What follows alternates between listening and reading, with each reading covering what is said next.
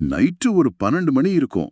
ஓயாத வேலைகள், assignment pressure, இல்லனா தொடர்ந்து மொபைல ஸ்க்ரோல் பண்ணிட்டு இருக்கிற நம்ம ஜென்சி நண்பர்களுக்கு திடீர்னு ஒரு மிட்நைட் கிரேவிங் வரும். ஆமா. அந்த நேரத்துல பசி எடுக்க ஆரம்பிச்சிடும். கரெக்ட். அந்த பசி நேரத்துல மொபைல் எடுத்து ஃபுட் டெலிவரி ஆப்ஸ்ல தேடும்போது நம்ம மனக்கண்ல முதல்ல நிக்கிறது சுட சுட மிருதுவான அப்படியே லேயர் லேயரா இருக்கிற மலபார் பரோட்டாவும் காரசாரமான சால்னாவும் இல்ல பீஃப் ரோஸ்டோ தான். கண்டிப்பா. அத நினைக்கும் போதே நாக்குல நீர் ஊறுது. அந்த பரோட்டாவை 2 விரலால பித்து கிரேவில முக்கி சாப்பிடும்போது கிடைக்கிற அந்த திருப்தி இருக்கு பாருங்க, அது நிஜமாவே வேற லெவல்.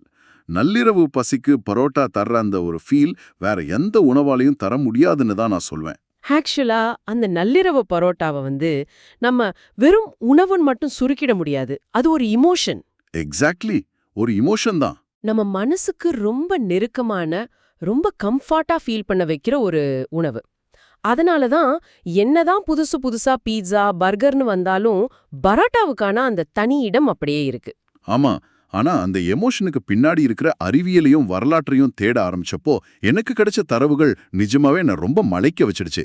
நீங்க கேக்குற இந்த ஆழமான அலசலோட முக்கிய நோக்கமே அதுதான். அதாவது ஒரு சாதாரண உணவுன்னு நாம நினைக்கிற பரோட்டாவுக்கு பின்னாடி பெரிய வரலாறு இருக்கா? ஆமாங்க, வெறும் சமையல் குறிப்புகள் மட்டும் இல்ல, வரி தொடர்பான பெரிய நீதிமன்ற தீர்ப்புகள், பல நாடுகள், பல கண்டங்களை தாண்டிய வரலாற்று ஆய்வுகள், அப்புறம் சர்வதேச உணவு பட்டியல்கள்னு ஒரு பெரிய டாக்குமெண்ட் குவியலே இதுக்கு பின்னாடி இருக்கு. ஓஹோ, அப்போ இது வெறும் மைதா மாவுலே தொடங்குற கதை கிடையாதுன்னு சொல்றீங்க. கண்டிப்பா கிடையாது.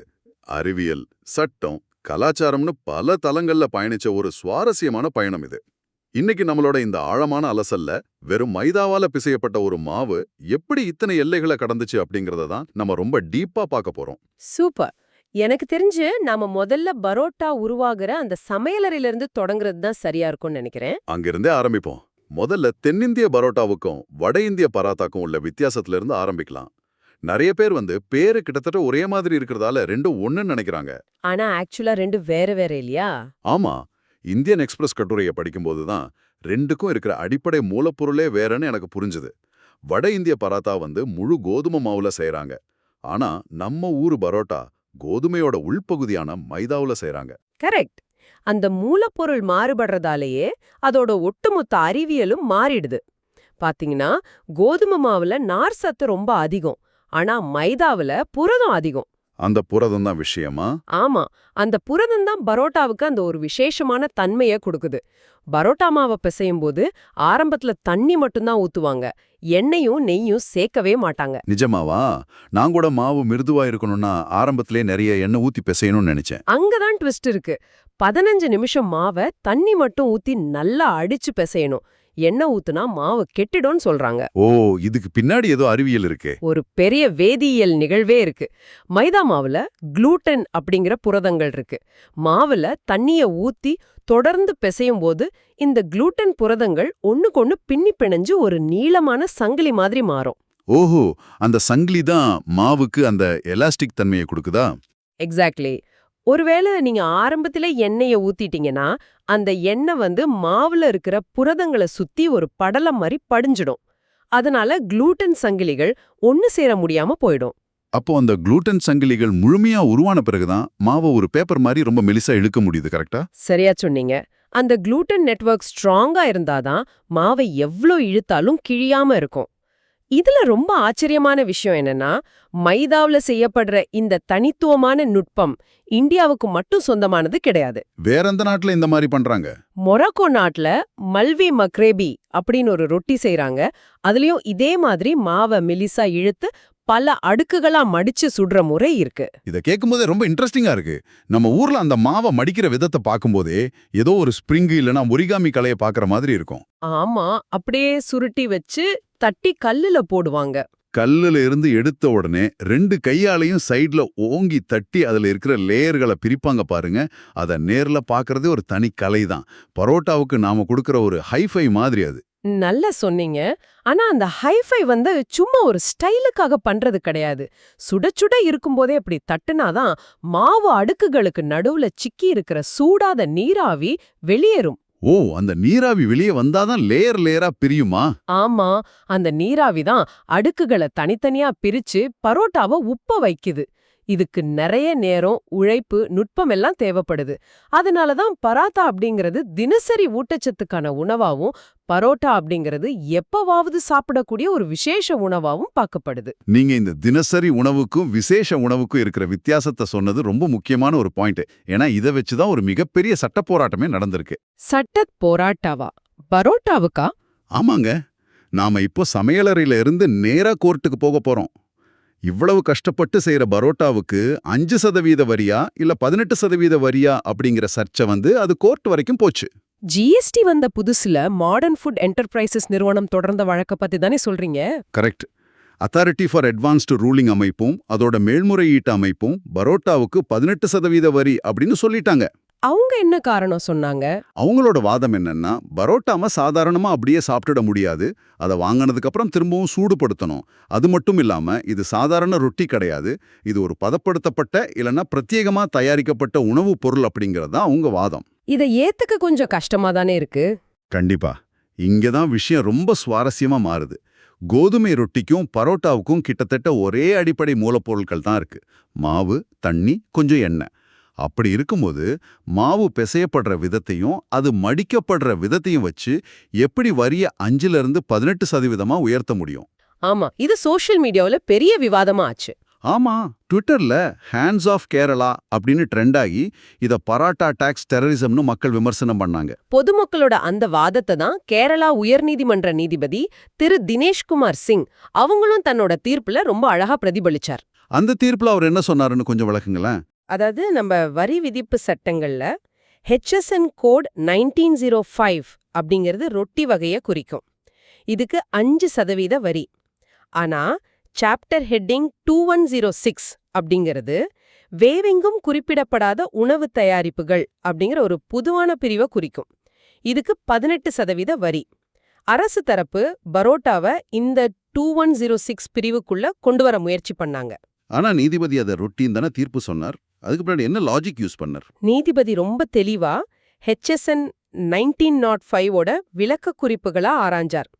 ஒரு உணவை ரொட்டி வகையா எடுத்துக்கணும்னா அதுல தானிய மாவு, உப்பு, தண்ணி இருக்கணும். பரோட்டாவிலையும் இதே மூலப்பொருட்கள் தான் இருக்கு. கரெக்ட். பேசிக் இன்கிரீடியன்ட்ஸ் ஒண்ணுதான்.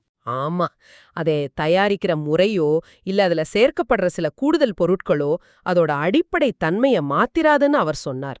அதனால பரோட்டா அப்படிங்கிறது HSN 1905க்கு கீழே வர்ற ரொட்டி வகையை சார்ந்தது தான் அப்படின்னு தீர்ப்பளிச்சு வரிய 5% குறைச்சிட்டார். அப்பாடா, ஒரு வழியா பரோட்டா ஒரு ரொட்டின்னு சட்டப்பூர்வமா அங்கீகாரம் கிடைச்சிருச்சு.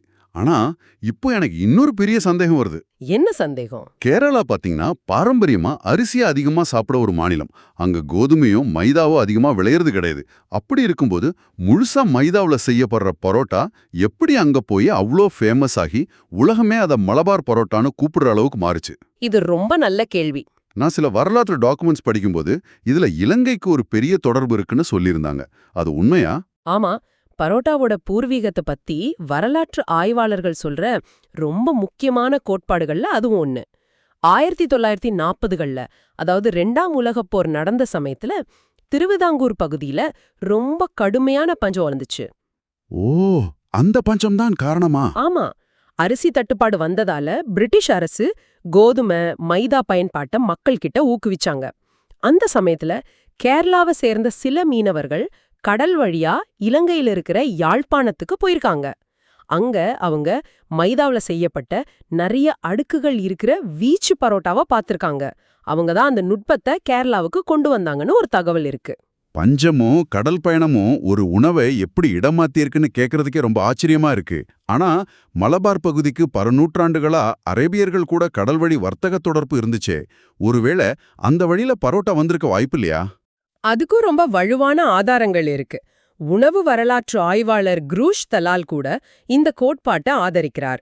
மேற்கு ஆசியாவிலிருந்து கடல் வழியா வந்த அரேபிய மாலுமிகளும் வியாபாரிகளும் இந்த லேமினேட்டட் ஃபிளாட் பிரெட், அதாவது மாவை பல அடுக்குகளா மடிச்சு சுடுற நுட்பத்தை இங்க கொண்டு வந்திருக்கலான்னு அவர் சொல்றாரு. ஓ, கடல் பயணத்துக்கு அது வசதியா இருந்திருக்குமா? கண்டிப்பா.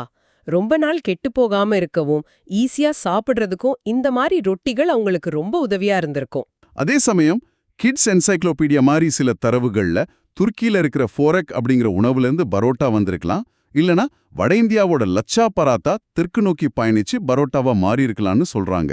இத நிபுணர்கள் ஏத்துக்கறாங்களா? ஆக்சுவலா உணவு நிபுணர்கள் இந்த வட இந்திய தொடர்பையோ இல்ல துருக்கி தொடர்பையோ பெருசா ஏத்துக்கிறது கிடையாது. அது ஏன்? ஏன்னா லச்சா பராட்டா செய்யற முறைக்கும் மலபார் பரோட்டா செய்யற முறைக்கும் நிறைய வித்தியாசம் இருக்கு. மாவை உருட்டுற விதம், யூஸ் பண்ற மாவோட தன்மான்னு எல்லாமே வேற.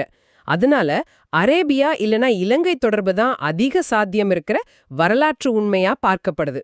ஓஹோ, இதையெல்லாம் சேர்த்து பார்க்கும்போது பரோட்டா அப்படிங்கிறது பல நாடுகளோட விசா முத்திரைகள் குத்தப்பட்ட ஒரு பாஸ்போர்ட் வச்சிருக்கிற சர்வதேச பயணி மாதிரி எனக்கு தோணுது. கரெக்ட். ரொம்ப அழகான ஒரு ஒப்பீடு இது. இலங்கையிலோ அரேபியாவுல பிறந்து பல கடல் வழியா பயணிச்சு கடைசியா கேரளாவுல இருக்கிற சின்ன சின்ன தட்டுக்கடைகள் மூலமா சாதாரண மக்கள் கிட்ட ஃபேமஸ் ஆகி இன்னைக்கு நம்ம ஊரு சந்து புந்தலையெல்லாம் ஆளுமை செய்யற ஒரு சூப்பர் ஸ்டாரா செட்டில் ஆயிடுச்சு. பரோட்டாவை ஒரு சர்வதேச பயணியோட ஒப்பிட்டது ரொம்ப சூப்பர். ஆனா அந்த பயணியோட பயணம் கேரளாவோட முடிஞ்சிடல. அங்க செட்டிலான பரோட்டா திரும்பவும் ஒரு உலக பயணத்தை தொடங்குச்சு. அதுவும் எந்த பக்கம்னு கெஸ் பண்ண முடியுமா? என்னது, மறுபடியுமா? யூரோப் பக்கமா? பிரிட்டிஷ் மலாயாவுக்கு தென்னிந்தியாவில இருந்து, குறிப்பா தமிழ்நாட்டில இருந்து நிறைய தொழிலாளர்கள் ரப்பர் தோட்டங்கள்ல வேலை செய்யறதுக்காக போனாங்க. அவங்க வெறுமனே உழைப்ப மட்டும் கொண்டு போல, அவங்க கூடவே இந்த பரோட்டா செய்யற கலையும் சேர்த்து எடுத்துட்டு போனாங்க. வாவ், அங்க போய் இது என்னாச்சு? அங்க அது ஊர்லூர் சுவைகளோட கலந்து ரோட்டி சனாய் அப்படிங்கிற ஒரு புது பெயர்ல உருமாறிடுச்சு. ஆக்ஸ்போர்ட் அகராதிப்படி இந்த சனாய் அப்படிங்கிற வார்த்தையே சென்னை அப்படிங்கிற பெயர்ல இருந்து தான் உருவாச்சுன்னு சொல்றாங்க. என்னது, மலேசியாவுல அவ்வளோ ஃபேமஸா இருக்கிற ரோட்டி சனாய்க்கும் சென்னைக்கும் சம்பந்தம் இருக்கா? இதை கேட்கும் போதே தலை சுத்துதுங்க. ஆமா, அது மட்டும் இல்லாம கடந்த 2023 வருஷம் சர்வதேச உணவு பட்டியலான டேஸ்ட் அட்லஸ் வெளியிட்ட உலகின் சிறந்த ஸ்ட்ரீட் ஃபுட் பட்டியல்ல இந்த ரோட்டி சனாய் உலகத்தோட 2வது சிறந்த உணவா தேர்ந்தெடுக்கப்பட்டுச்சு. நம்ம ஊர் பரோட்டாரா உலக அளவுல இவ்ளோ பெரிய அங்கீகாரத்தை வாங்கியிருக்குன்னு நினைக்கும் போது ரொம்ப பெருமையா இருக்கு. ரோட்டி சனாய் மட்டும் கிடையாது, 1960 மற்றும் 70கள்ல இலங்கையிலயும் இது இன்னொரு பரிணாமத்தை அடைஞ்சது. ஹோட்டல்கள்ல மீதமாவற பழைய கோதுமை ரொட்டிகளை வீணாக்காம இருக்க, அது கூட காய்கறி, முட்டை இல்ல இறைச்சி சேர்த்து இரும்பு சட்டியில 2 பெரிய பிளேடுகளை வச்சு நறுக்கி தயாரிக்கப்பட்ட ஒரு உணவு தான் கொத்து ரொட்டி. ஆமா, அந்த பிளேடுகள் கல்லுல பட்டு எழும்புற அந்த டக் டக் டக் டக் சத்தம், அதை கேட்டாலே பசி வந்துடுமே. அந்த கொத்து ரொட்டியும் பரோட்டாவோட ஒரு நீட்சி தான்.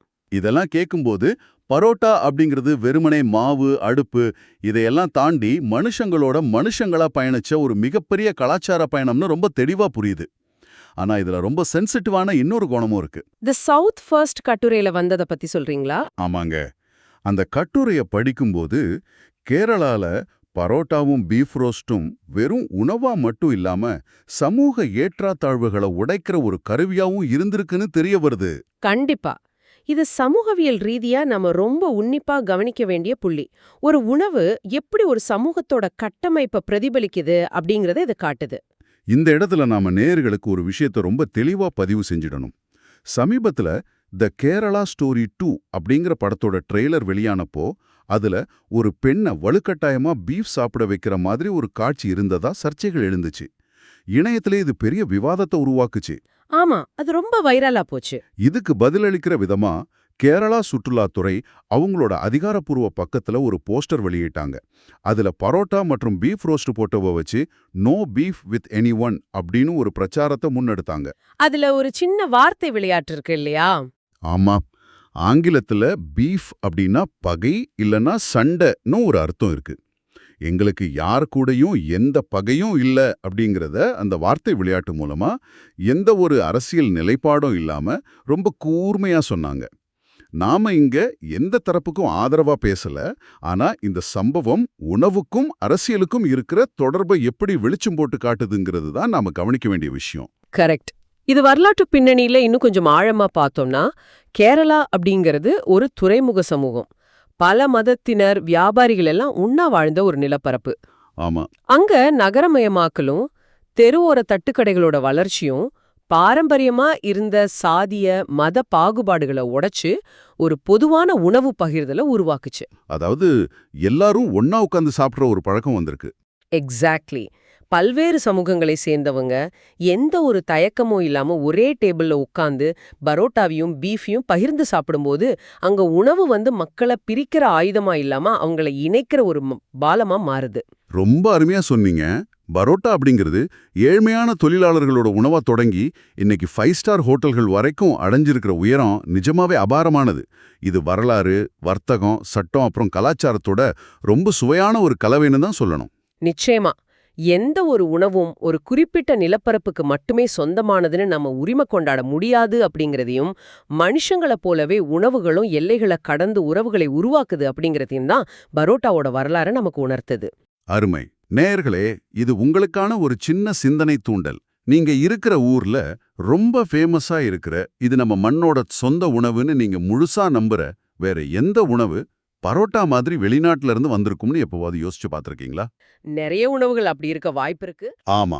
பலரும் கொண்டாடுற இட்லியோ இல்ல ஜிலேபியோ கூட வேற்று நிலத்தோட வரவா இருக்கலாமா? இத பத்தி கொஞ்சம் தேடி பாருங்க. அடுத்த முறை நள்ளிரவுல உங்களுக்கு பிடிச்ச கடையில சுட சுட பரோட்டாவை பீத்து சால்னாவுல முக்கி சாப்பிடும்போது அதுல இருக்கிற ஒவ்வொரு லேயருக்கும் பின்னாடி மறைஞ்சிருக்கிற அந்த பல 100 ஆண்டு வரலாற்றையும் சேர்த்து சுவையுங்க.